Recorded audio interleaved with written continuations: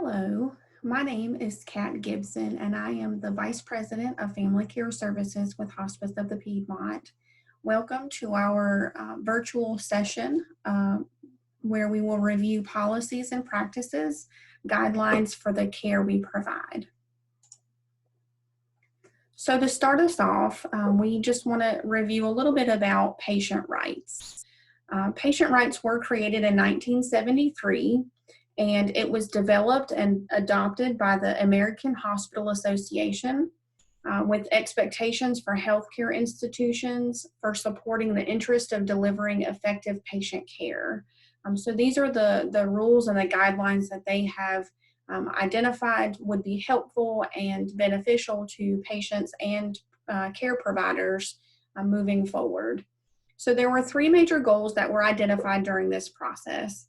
And the first goal was to help patients feel more confident in the healthcare system. It gave some checks and balances. These are the things that we're going to provide to you to give you safe care. And these are the things that we expect from you in return as the patient. The second goal is to stress the importance of a strong relationship between patients and their healthcare providers. Creating that relationship between the provider and the patient is so important to really cultivate those conversations and really get down to a really good personalized plan of care. And the last goal that was identified was to stress the key role patients play in staying healthy by laying out rights and responsibilities for all patients and healthcare providers. So again, it just clearly states what the provider should be doing, what the patient should be doing, and how to keep that relationship healthy and moving forward. So there are two different components of patient rights. There is the patient's rights and then the patient's responsibilities. So what the patients have a right to have in their healthcare journey, but also what the patient is responsible to provide on their own as well. So just to highlight a few, one of the patient's rights is to be informed of their rights, choices, and consequences to their choices.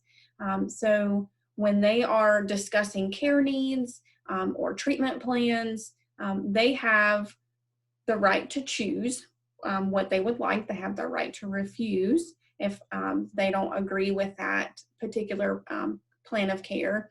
But they have to get the information and understand and know what is being presented to them and what they can what they have to choose from. So they don't know unless they're informed of all of their rights and the care options that are offered to them.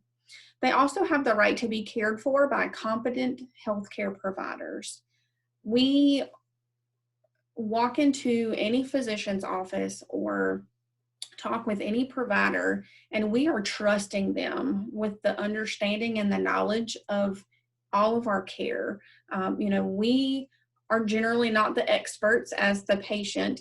Most of us did not go to medical school. Most of us don't have lots of experience in working with different diagnoses and treatments and medications and all of that. And so we are trusting them to maintain our care in a safe and efficient way. They have the right to be informed about costs that may be incurred during their care process. I think most people go into situations and finances are usually a big topic of conversation. They want to make sure that, what is my insurance covering? What is it not covering? What am I going to have to pay out of pocket for? Because sometimes your choice of how to proceed with care may be dependent on the cost associated with it. So they do have a right to know what they may be charged for. They also have the right to be informed about advance directives.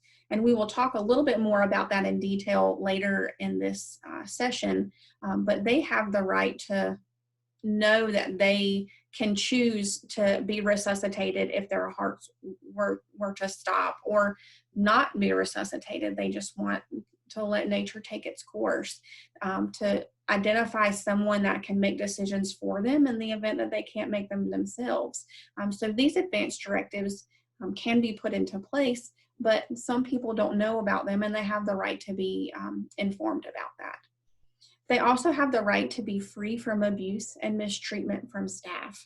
I think that's so important because we rely on their knowledge and their expertise in a lot of this process, but we're also human beings, and we want to make sure that everybody is treated respectfully and maintain their dignity throughout whatever care process you're going through.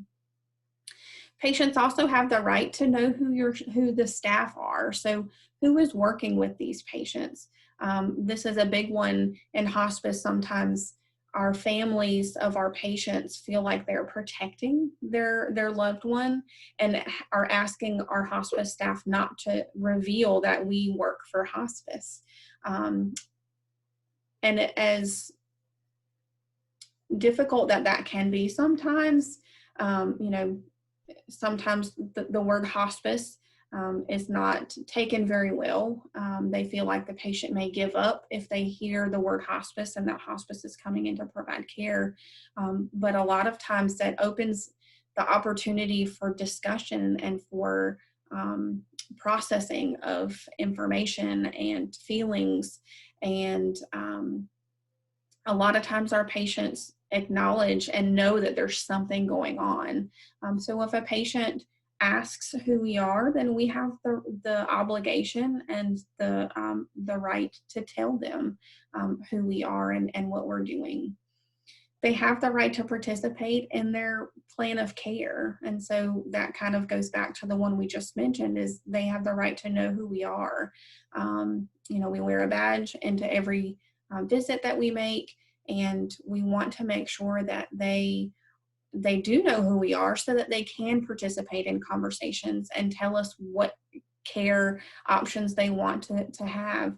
Some people feel strongly about pain medications. Some may want the softer medications versus the more hardcore medications. They may not want to take a narcotic, and they may feel very strongly about that. And so we want to make sure that we are engaging them in that conversation and allowing them to voice their opinions and what they want in their care if they're able to do so. They also have the right to file a grievance if they're not satisfied with care. And we as hospice, we really encourage people to let us know if they are not happy with something, because that may be that we need to look at a process and we may need to change a way that we do something. It could be that it was just the wrong place and the wrong time, and it just didn't jive well with that patient or family. So that allows us as hospice staff to really look at what we're doing and make sure that we are offering the best care in the best way that we can. This is a very difficult time for patients and families, and we don't want to layer that with anything unnecessarily.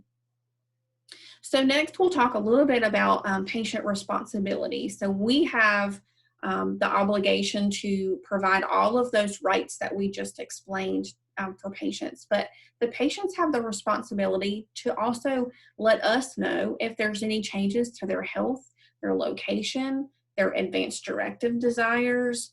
So there are times where we admit patients into hospice services and they are still a full code. And that means that they still want resuscitation in the event that their heart were to stop.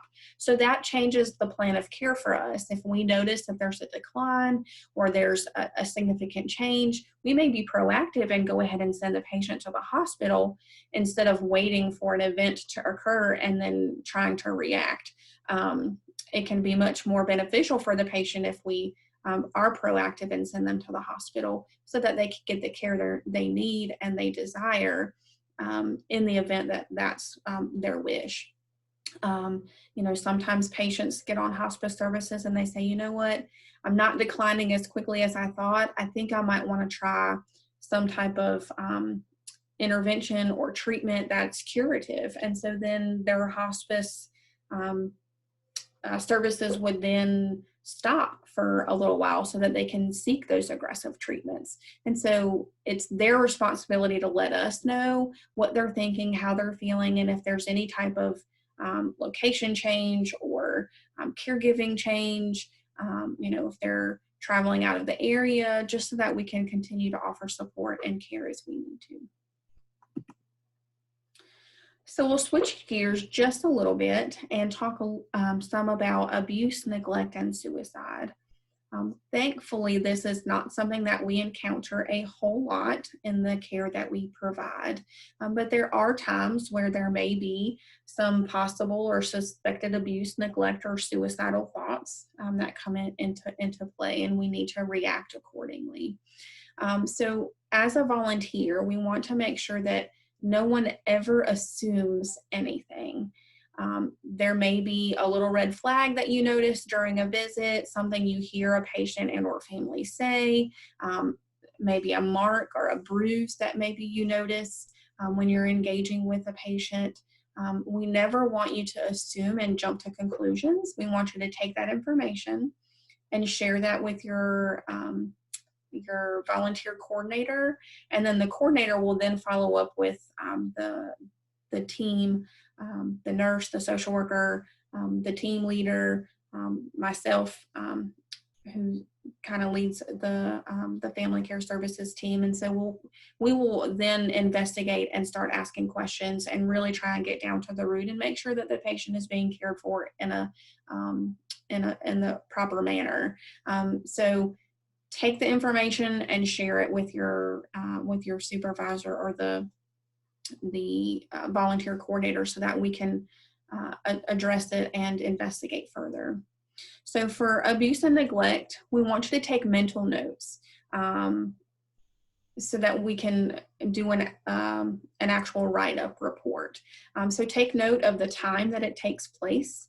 So it may be that when you arrived to the home and you found the patient in the bed by themselves, or by some chance, maybe they had fallen out of the bed and the patient was by themselves. So you need to take note of the time of the situation so that when we do an actual report, we have those details.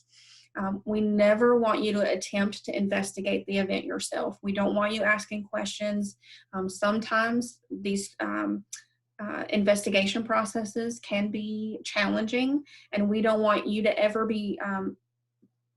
put yourself into a situation that could be too challenging or overwhelming or even dangerous. Generally, that is never the case with the investigations that we have to do, but we don't ever want you to have to be in that situation where you have to navigate that.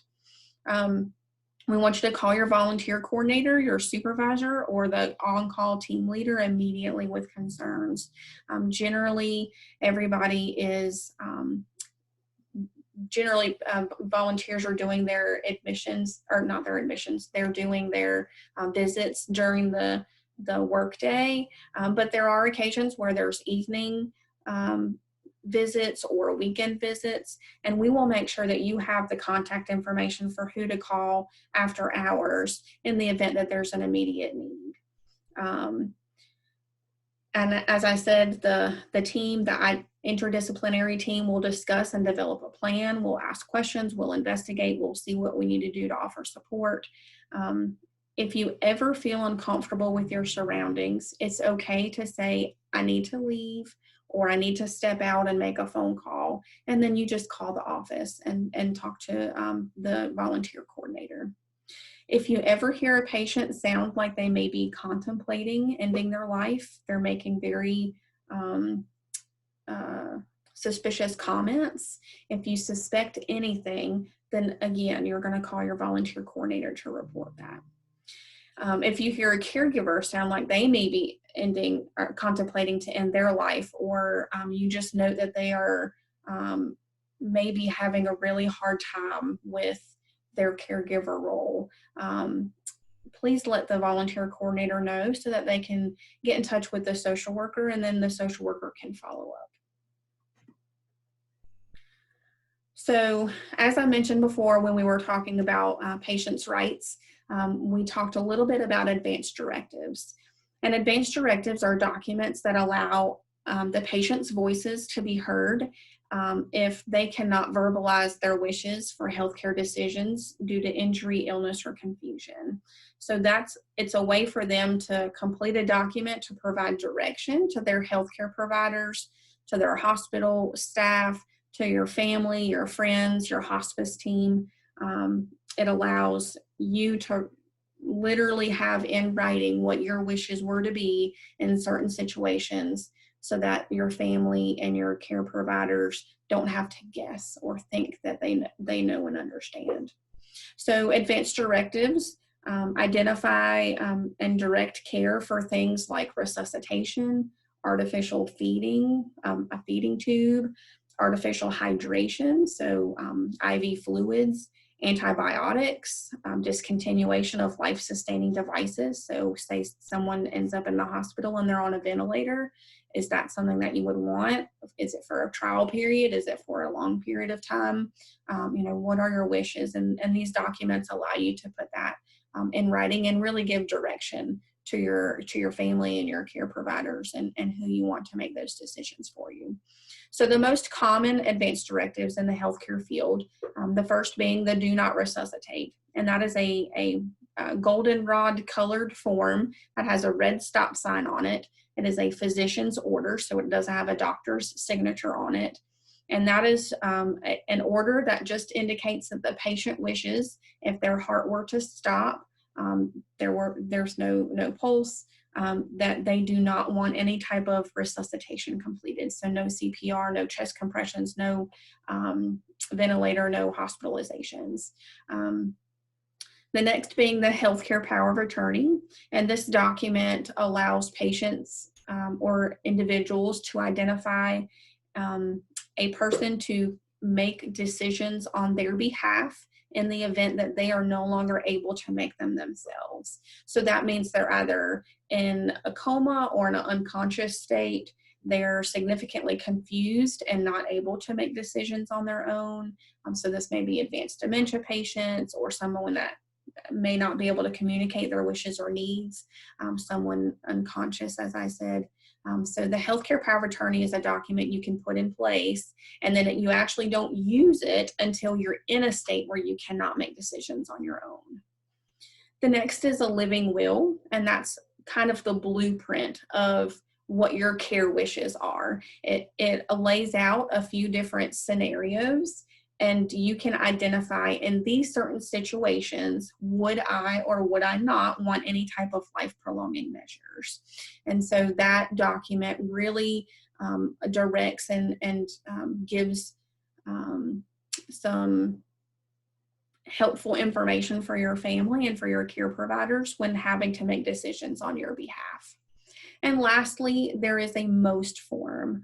This is also a physician-signed document, and it reviews specific information regarding resuscitation. It talks about hospitalization. Do you want full hospitalization? Do you want full treatment? Are you open to maybe some hospitalization, but not aggressive, but maybe a couple of things? Or would you prefer no hospitalization and comfort care only? It also talks about nutrition, hydration, and IV antibiotics. Would you want these things for a trial period of time? Would you want them for an indefinite period of time, or would you not want them at all? So this form really talks about these main points and allows you to identify in these situations, what are you willing to have and what are you not willing to have. And it also gives very good direction for your family and your care providers. So we'll switch gears a little bit more and talk about confidentiality and HIPAA. I dare say that every adult in this world knows what HIPAA is.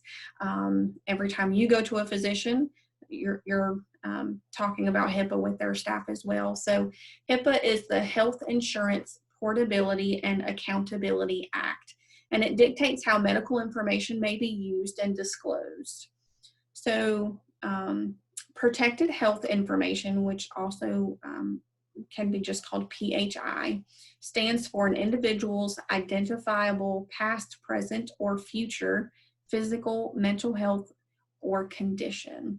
So it's identifiable things about your person or your care that may allow someone to come in from the outside and say, okay, I can narrow this down and I can figure out who this is. So different forms of PHI would include a date of birth, a diagnosis, social security number, your address, phone number, your contact information, insurance information, your name, what services you're being provided. So all of those things are considered protected health information. Those are all PHI. Essentially, more than two identifying pieces of information together could be a HIPAA violation. So we want to make sure that we are taking steps to protect the patients that we serve and not gather this information all in one place.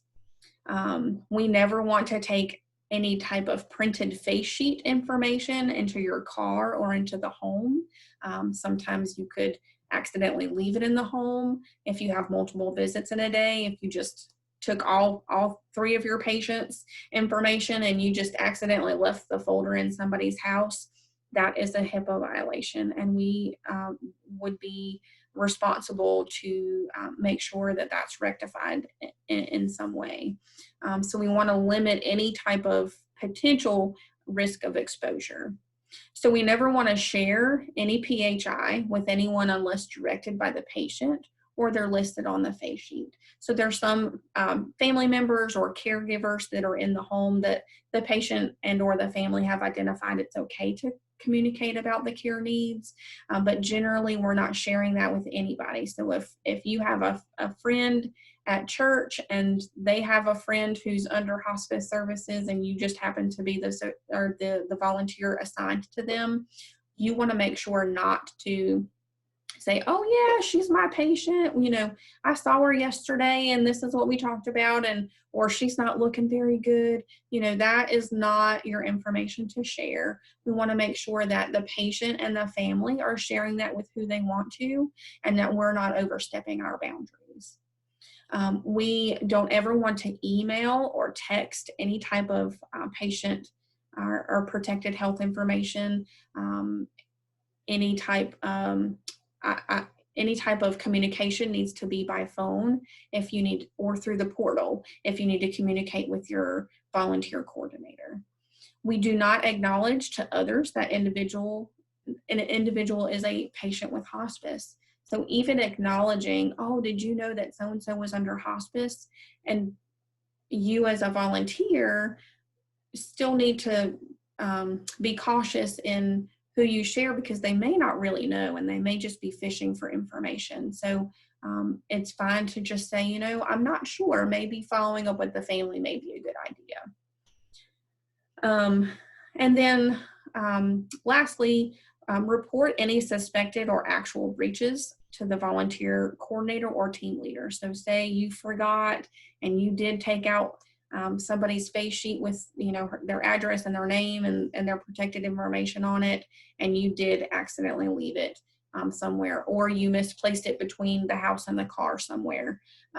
We need to know so that we can notify the patient and family that there may have been a breach, and we can follow our guidelines that is set by the state. So next we'll talk a little bit about conflict of interest. The organization must maintain high standards of practice, which include integrity, business ethics, and fair dealings. Any type of potential conflict of interest we need to try and avoid. So if you are involved in another organization and you're trying to bridge the two for the benefit of your own, we have to be very cautious with that. Things have to be very separate, and we try to avoid any potential conflicts to maintain our integrity and to maintain our honesty. So we must avoid, when it comes to gifts, this can be challenging because sometimes our patients and families are very thankful for all of the care and the support that we provide, and sometimes they want to do things for us to offer some type of thanks. So just a couple of notes: no cash, either cash or gift cards, no monetary related transactions may be given or received from a volunteer or staff, hired staff. So know that that's no different across the board. Volunteers should not accept gifts if the estimate value exceeds $25. So if it's something small, maybe a little trinket, it's certainly fine to accept that. We encourage to try and say, we're not supposed to accept gifts, but if you feel like it may be detrimental to the relationship, if they are persistent or they say, I insist, certainly we don't want to cause any friction. So, we would allow for an up to $25 value to be received. Gifts such as small token items, homegrown foods, flowers may be given or received when appropriate. So if you have a patient that you're working with and it's their birthday and you want to buy them a birthday card, that is perfectly fine. Little things like that are okay, but we don't want to set up any expectations or mislead any of our patients and families, because everybody is expected to follow these guidelines.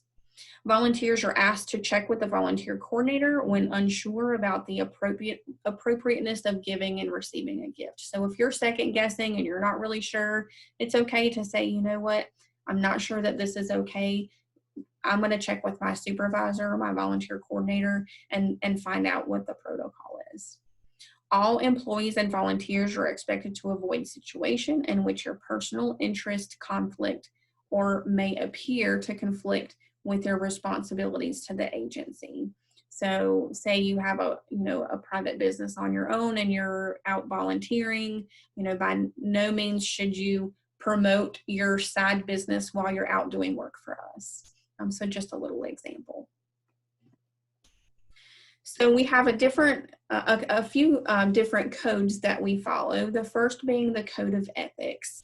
And guiding principles for our ethical practice include autonomy. We want to respect the wishes and the rights of others.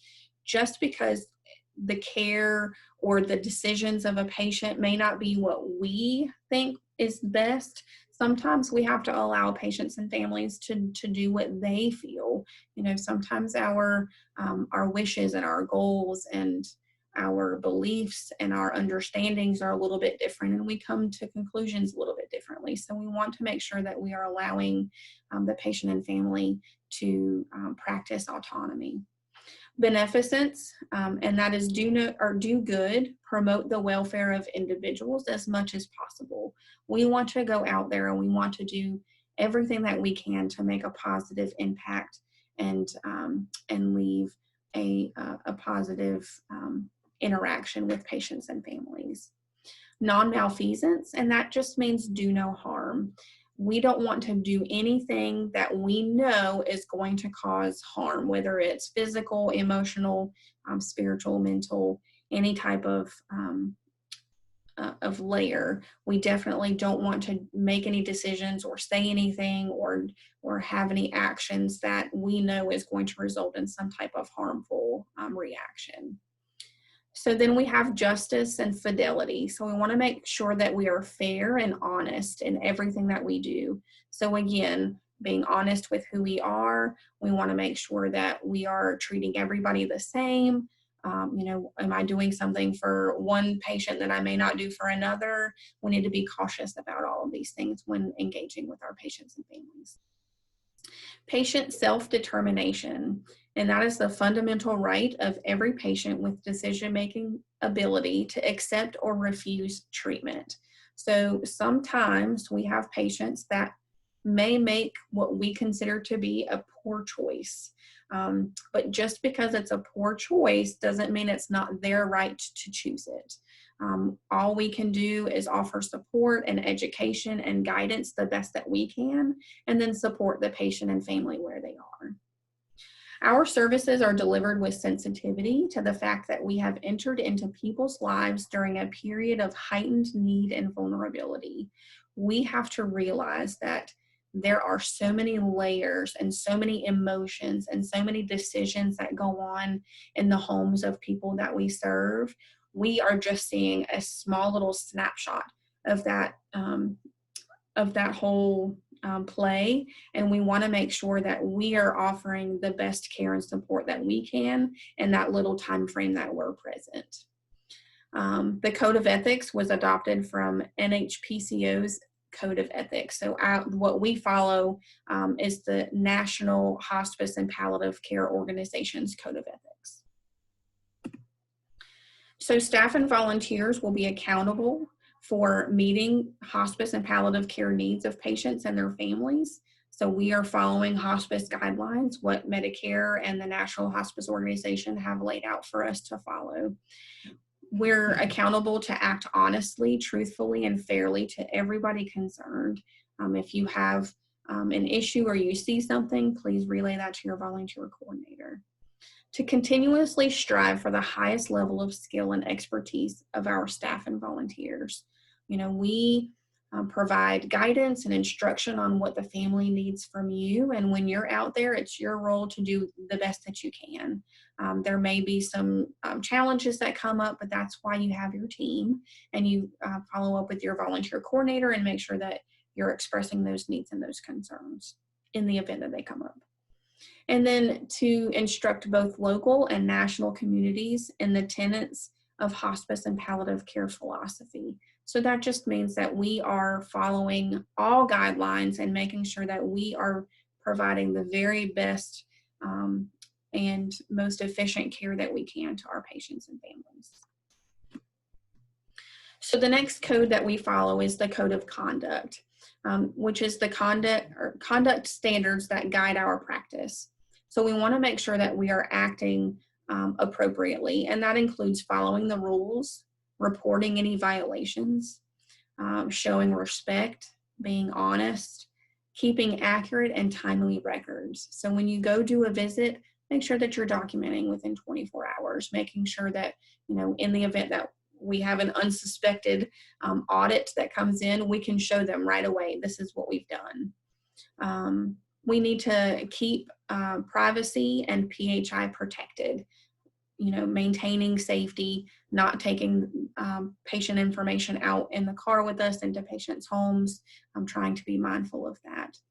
Maintaining professional boundaries, providing excellent care and services. I think most people come into this work because they want to make a difference and they want to do good, so that should come easily. Avoiding conflicts of interest, not accepting gifts or responding to media inquiries. In the event that there may be a rare situation that the media approaches you asking about hospice-related things, the only thing you need to do is say, I will get you linked with someone that will help you answer your questions. And then you can notify your coordinator and they will get you in contact, or they will get that person in contact with who they need to be. And then following good health and safety practices. This is super important, especially right now due to COVID. We want to make sure that, you are well and healthy, and that, our patients and families are well and healthy, and that we're not knowingly spreading anything. So maintaining our distance and maintaining our mask wearing. We want to make sure that we're making good choices so that we can offer the best care that we can. So corporate compliance is to ensure fraud, abuse, and waste-free work environment, and to safeguard the reputation and integrity of the organization. So we have things in place to make sure that we are following all of the guidelines, but we want to maintain honesty and integrity within our own organization. So we are committed to our patients and families. We want to provide quality care that is sensitive, compassionate, promptly delivered, and cost-effective without regard to race, creed, national origin, sexual orientation, or financial status.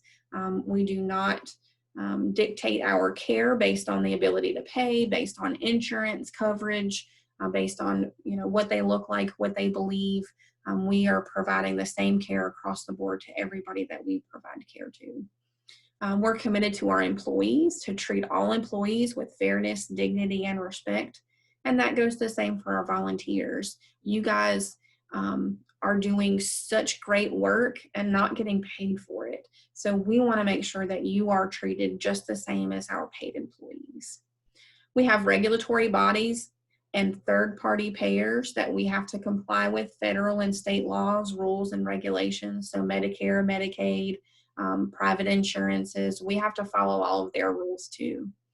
We're committed to our community, to all with whom we interact as representatives. We commit to doing business that is consistent. We want our community to know that anytime they reach out to us, they are going to get the same care every time. And then we're committed to our company, to promise to offer excellent customer service. We want to make sure that both internally and externally, we are providing the best care that we can in the most efficient way. And to kind of wrap up this session, we just want to share that hospice volunteering is so important. And it's the desire to give time and talents freely to those on the end-of-life journey emanates from a heart of compassion and a spirit of giving. Whether providing direct or indirect support, hospice volunteers are an integral part of the hospice team responsible for providing quality care and support. Hospice volunteering allows exceptional, caring individuals to use their gifts and skills to help provide patients, caregivers, and families with the most peaceful and comfortable end-of-life experience possible.